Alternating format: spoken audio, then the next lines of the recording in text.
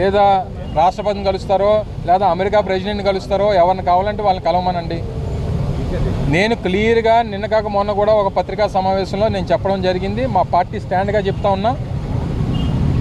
గడిచినటువంటి ప్రభుత్వం వైఎస్ఆర్ కాంగ్రెస్ పార్టీ అధికారంలో ఉన్నటువంటి 5 సంవత్సరాల్లో ఏదైతే ఆరోపణలు వచ్చినటువంటి ఈ విద్యుత్ కొనుగోలుకు సంబంధించినటువంటి దాంట్లో ఆ రోజు ఉన్నటువంటి రాష్ట్ర ప్రభుత్వం జగన్మోహన్ రెడ్డి గారి నాయకత్వంలో అదానీ అనేటువంటి సంస్థతో మేము ఒప్పందం చేసుకోలేదు.